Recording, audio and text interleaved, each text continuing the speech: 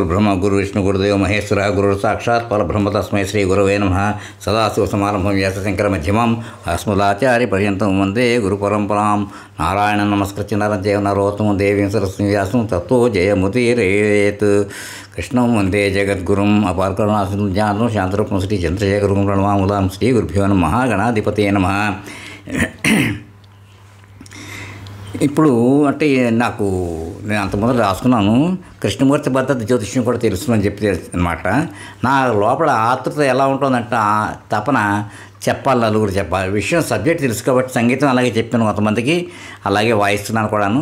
అంటే జనాలు తెలుసుకోవాలి, అంటే నాకు వచ్చింది అంతవరకు అన్నమాట. అంటే ఇది చెప్పుకోవాలి. మా గురువుగారు కూడా ఆకలి మల్లికార్జున గారు స్వర్గస్థాయి అయినా మా నాన్నగారు ఎవరైనా సరే వచ్చిన విజయం చెప్పాలరా బాబు అనేవారు. అది పరమేశ్వరుడు అనుగ్రహం ఉంటుంది కాబట్టి ఏదో వచ్చినంతవరకు చెబుదామని నాకు చాలా కోరికగా ఉంది. ఇదే విషయం మా స్నేహితుడు మంచి మిత్రుడు అనమాట. ఆయన నాకు చాలా ఆప్తుడు కావాల్సిన అతను. మన అతని పేరు ఏంటంటే దుర్గానాథ్ గారు. ఆయనతో మాట్లాడాను. ఆయన కూడా అన్నారంటే ఆయనేమో ఇంకా చక్కగా అందరికీ అర్థమయ్యేట్టుగా ట్రై చేస్తున్నారు ఆయన. ఇది ఈ కృష్ణమూర్తి పద్ధతిని చెప్పడం కోసం. అంటే వాళ్ళందరికీ నాకు అంత పూర్తిగా జ్ఞానం లేకపోయినా దాన్ని ఎలా చెప్పాలో ఇప్పుడు ఏమిటంటే ఇది చెప్పి ఏదో కొంచెం ఉన్న బొమ్మలతో కొంచెం చూపిస్తాను, గళ్ళు గెచ్చి చూపిద్దాం అనుకుంటున్నాను. ముందు ప్రస్తావన అన్నమాట. ఫస్ట్ ఏమిటంటే ఎన్నో రకాల చిన్నతనంలో జ్యోతిషం అంటే ప్రతి ఒక్కరికి ఆతృత ఎలా ఉంటుందో ఏముంటుందో భవిష్యత్తు గురించి చెప్తూ వస్తుంది కాబట్టి అందరికీ. అలాగే రేఖలు చూడడం, చేతులు చూడడం రకరకాలు ఉన్నాయి మనకన్నమాట. అది చతుర్షష్టి కళల్లో 60 కళల్లో జ్యోతిష్యం కూడా ఒకటి ఉంది. ఇది ఎప్పుడు కూడా ఏంటంటే మనం అతిగా ఉండకూడదు, కానీ నేర్చుకోవాలి, తెలుసుకోవాలి. ఎందుకు జ్యోతిష్యం అంటే శాస్త్రం ఇవన్నీ వితర్కాలకు మనం వెళ్ళొద్దు, కానీ మనకేం అక్కర్లేదు. నాకు కావాల్సింది ఏంటంటే నేను తెలుసుకున్న దాంట్లో కొంతవరకు మనకు ఉపయోగపడే విషయాలు ఉపయోగపడే విశేషాలు దేనికి ఉపయోగపడుతుంది, అసలు జ్యోతిష్యం కావాలా అక్కర్లేదా, ఎంతమంది ఏదన్నా. ఇప్పుడు ఒక్క విషయం కొంత చాలా బాగా గుర్తుపెట్టుకోవాల్సింది ఫస్ట్ నుంచి పురాణం చెప్పేటట్టు ఏంటంటే అంత జ్యోతిష్యం అంటే అన్ని భూత భవిష్యత్తు వర్తమానాలు అన్నీ బాగా పూర్తిగా 100% తెలుసుకున్నట్టు ఎవరంటే పరమేశ్వరుడు ఒక్కడే. ఆయన తెలిసిన దాంట్లో 50%, 50% తెలిసిన సగం తెలిసినది పార్వతీదేవి అమ్మవారు. ఆవిడకి తెలిసిన దాంట్లో 25% తెలిసింది బ్రహ్మగారు. అంటే మనం ఇంకెక్కడ ఉంటాం? మిగిలిన వాళ్ళు ఈ మహానుభావులు అందరూ, ఉపాసనా పరులు అందరూ కూడా వాక్శుద్ధి ఉండి చెప్పుకుంటే అమ్మవారి దయ తెలిస్తే కొంత జరుగుతూ ఉంటుంది. ఎవరికి ఏ జ్యోతిష్కి కూడా 100కి 100 పాళ్ళు కరెక్ట్ ఎప్పుడూ అవ్వదు, అది గుర్తుపెట్టుకోవాలి. పైగా ఎందుకు పుట్టామని ఒక ప్రశ్న వేస్తే ఒక యోగ్యరా అని చెప్పాడు. అంటే కేవలం సుఖాలు పొందడం కోసమే కాదు, కష్టాలు కూడా. ఎందుకంటే మన మూటే మనం తెచ్చుకున్నాం, ఆ మూట ఇప్పుకుంటే మనతో కష్టాలు ఉంటాయి, సుఖాలు ఉంటాయి. ప్రతిదీ మనం అనుభవించి తీరవలసిందే. అవశ్యం అనుభోక్తవ్యం కృతం కర్మ శుభాశుభం అని చెప్తారు. అంటే ఏదైనా సరే శుభకర్మకి శుభఫలితం, అశుభకర్మకి అశుభ ఫలితంలో ఖచ్చితంగా అనుభవించి తీరాలి. భగవంతుడు అక్కడే ఉంటాడు, కానీ చూస్తాడు కానీ ఎవ్వరూ సాయం.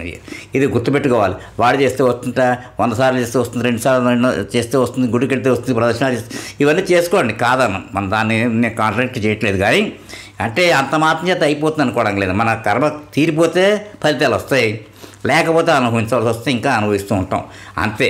దాని మించి ఇంకెక్కువ వెళ్ళం దాంట్లోకి. మనకు కావాల్సిన ఏంటంటే ఇప్పుడు మామూలుగా మనకు ఉన్న హిందూ జ్యోతిష్యం అందరూ చెప్తే శాస్త్రం చూస్తే అసలు తాకకుండా ప్రయత్నం చేశాను.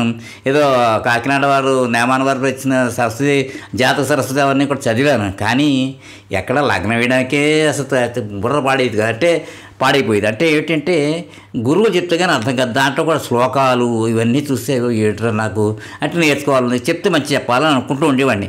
చీరో పామిస్టర్ చదివాను. దాంట్లో కూడా కొన్ని బేసిక్స్ ఫండమెంటల్స్ నేర్చుకుంటే అవి చెప్తుంటే కరెక్ట్గా వచ్చేవి రిజల్ట్స్. సరే బాగానే ఉంది, అయితే ఇంకా ఎక్కువ వెళ్ళలేదు దాంట్లోకి, అలా వదిలేశాను. ఎందుకంటే కన్ఫ్యూజన్ వస్తూ ఉంటుంది మనిషికి, ప్రతి వాడికి. అవునో కాదు, కొంతమంది అవుతుందంటారు, కొంతమంది. ఇప్పుడు ఏంటి మన దగ్గరికి వచ్చి ఇప్పుడు జ్యోతిష్యం తెలుసుంటే ప్రతి వాడు వెళ్ళిపోతాడు, అడుగుతాడు, దానికి ఏమిటి వీడి ఇష్టం అని చెప్తారు. అదేంటి అవ్వచ్చు అవ్వకపోవచ్చు, కానీ అయిపోతే వాడికి వాళ్ళు గొప్పవాడు అన్నట్టు, అవ్వకపోతే వాడు ఏం బాగాలేదని అంటారు. ఎందుకంటే దాంట్లో ఆ దోషం ఉంటాయి మనకి. ఎందుకంటే మనకు కావాల్సినప్పుడు మనం అనుకున్న రిజల్ట్స్ ఆ ప్రస్తుతం రావు. అందుకోసమే జాగ్రత్తగా ఉండదు దానికి. ఎందుకంటే దాన్ని ఇలాగ ఉంటున్న దాంట్లో కృష్ణమూర్తి గారు ఆయన కూడా జ్యోతిష్య వంశంలో వంశపారంపర్యంగా వస్తున్నది జ్యోతిష్యం వాళ్ళ ఇంట్లో. ఆయన కూడా డిపార్ట్మెంట్లో పనిచేశారు. అక్కడ సెంట్రల్ గవర్నమెంట్ దాంట్లో పనిచేసేటప్పుడు కూడా ఆయన మనస్సు ఇప్పుడు ఆయన కారణజన్ముడు.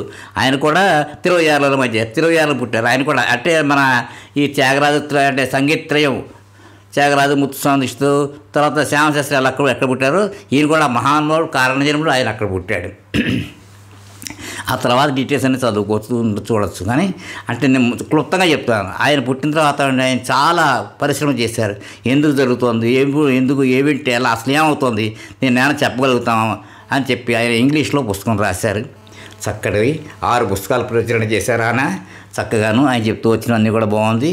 అది నాకు ఎలా జరిగిందంటే, నేను 87 నుంచి నేను నాసిక్లో ఉన్నాను సుమారు 8 ఏళ్ళు. అప్పుడు మాకు నా అదృష్టం కొలది ఏవి జోషి గారు, అనిరుద్ధ వి జోషి అని చెప్పేసి ఆయన నాగపూర్, అయినా వాళ్ళ ఫ్యామిలీ కూడా జ్యోతిష్ పరంపరంగా తెలిసిన ట్రెడిషనల్ యాస్ట్రాలజీ బాగా వచ్చింది. ఆయన దగ్గర కూడా కృష్ణమూర్తి పద్ధతి ఉంది. వాళ్ళ ఇంటికి వెళ్తే ఒకసారి చూశాను. అప్పుడు హారర్ ప్రశ్న ఉన్న పుస్తకం కూడా చూశాను. ఈలోగా వాళ్ళు భోజనం చేస్తున్నారు. ఏమంటే ఒకసారి చదువుకోండి అన్నాడు. చూశాడు, అంతా ఇంగ్లీషు. సరే, అర్థం చాలా బాగా ఇంట్రెస్ట్ పెరుగుతుంది నాకు. అన్ని ప్రశ్నలు వేస్తున్నాను, మనకు వచ్చే ప్రశ్నలు అన్నీ దాంట్లో ఉన్నాయి. చాలా బాగుంది అనుకున్నాను. ఆయన మళ్ళీ రిక్వెస్ట్ చేశాను, సరే నేను చదువుకురమంటే, చదువుకోండి, నాకు ఇంకా ఇంగ్లీష్ అంతగా రాదు, మీ ఇష్టం వచ్చేప్పుడు చదువుకుని ఎప్పుడైతే అప్పుడు ఇవ్వండి అన్నాడు. అలాగా నేను బాగా ఇంట్రెస్ట్ పెరిగి చదువుతూ పోయాను. అలా చాలా సంవత్సరాలు కొంచెం కృషి చేశాను బాగానే. ఆ కంప్యూటర్లో పనిచేయడం, పాత కాగితాలు అన్నీ తీసుకు రాసుకోవడం, అన్నీ రాత్రి కూర్చోవడం, అన్ని డౌట్లు అడుగుతూడడం ఆయన జాతకం. ఆఖరికి ఎలాగైతే ఇంకో అతను ఫ్రెండ్ కూడా ఉంటే వాళ్ళు కూడా జ్యోతిష్యం కలుస్తూ ఉండేవాళ్ళు అనమాట. అప్పుడు అందరూ వాళ్ళు కొంతమంది సర్టిఫికేట్ ఎగ్జామ్స్ కూడా రాశారు. నన్ను కూడా రాయమన్నారు. నేను ఎగ్జామ్ కోసం కాదు, నాకు నేర్చుకోవడం కోసం చేసుకుంటానంటే అప్పుడు ఈ ప్రశ్నలు వేసిన జాతకాలను వేయడంతో కొంతమందికి రైట్ అవుతూ వచ్చింది. సరే, మొత్తం మీద ఎలాగైతే ఆ కార్యక్రమం వదిలిపెట్టకుండా అలా చేస్తూ ఎవరైనా నాకు వచ్చిన పరిజ్ఞానం మేరకు ఏం చేసి నాకున్న పరిజ్ఞానంతో నాకున్న శక్తి మేరకు ఏం చేశానంటే, ఎవరైనా పాపం ఏదో అమ్మాయికి వివాహం జరగలేదంటాను, ఏదో కొన్ని డిఫికల్టీస్ ఉన్నాయంటేను వాళ్ళకి చూసి చెప్పేవాడిని. ఇప్పుడప్పుడు అవుతుంది, ఈ పీరియడ్లో అవుతుంది అని చెప్పేవాడిని. ఎవరికి కూడా ఇలా చేయండి, అలా చేయండి, పరిహారాలు చేయండి అని చెప్పి మనం ఎప్పుడు కూడా దాని జోలికి వెళ్ళలేదు.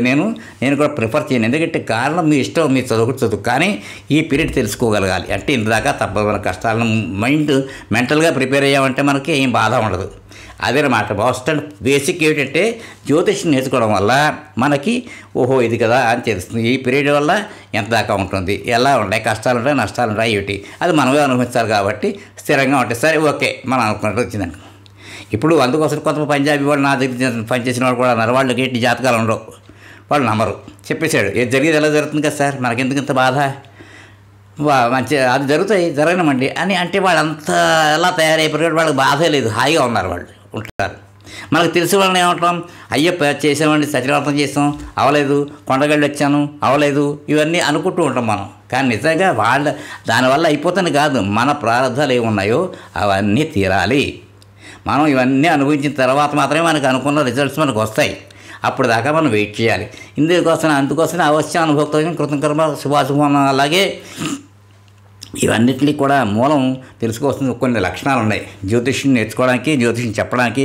అంటే దానికి ఒక్కటే చెప్తే, ఫస్ట్ అండ్ ఫార్మోస్ట్ ఏంటంటే సత్యం పలకాలి, అబద్ధం చెప్పకూడదు, త్రికరణ స్థితిగా వంటి సహాయం చేయగలగాలి. మనసులో ఎప్పుడు కూడా ఇంకో దురాలోచనలు ఉండకుండా ఎదురువాళ్ళకి సహాయం చేద్దాం అనుకోవాలి.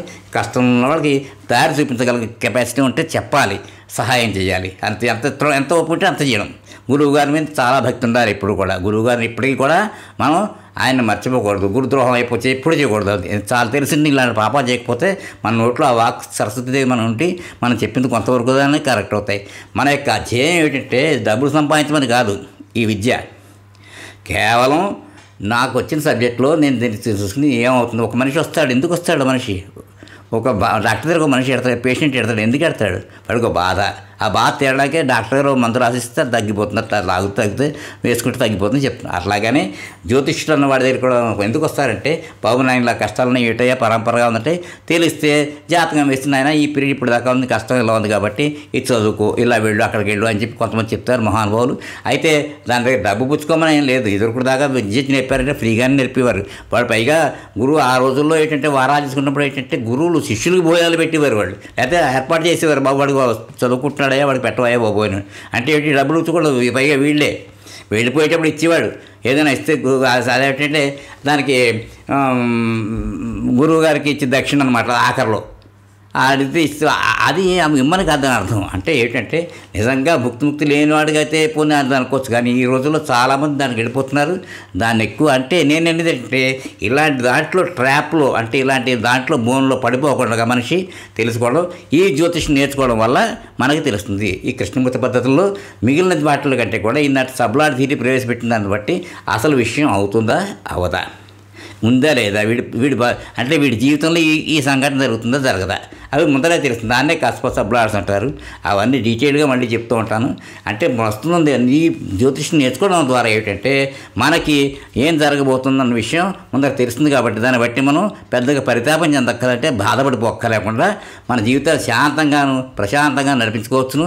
ఈ 64 చతుషష్టికల్లో కూడా ఎందుకంటే మనకి శాంతిని చేకూర్చడం కోసం, శాంతిని పొందడం కోసం చేస్తూ ఉంటాయి. కాబట్టి ఇలా ప్రారంభం చేస్తున్నాను. ఇది ఉపాధ్యాయుల సత్సంగాన ఛానల్ నుంచి ప్రయత్నం చేస్తాను పంపించడానికి. ప్రసాద్ మీరు వినండి, వినిన తర్వాత సబ్స్క్రైబ్ చేసుకోకపోతే సబ్స్క్రైబ్ చేసుకోండి. ఏదో మరి ఎప్పుడు వీలు పడుతుంటే అప్పుడు ఎపిసోడ్ పెడుతూ ఉంటున్నాను. ఇంట్రెస్ట్ ఉన్న వాళ్ళందరూ వినండి, వినడం వల్ల తప్పలేదు, నేర్చుకుందరు. కానీ కొంచెం మెల్లమెల్లగా స్టెప్ బై స్టెప్ చెప్తూ ఉంటాను. అంతవరకు ఈ ఎపిసోడ్ ఇక్కడితో విరామం ఇద్దాం. స్వస్తి.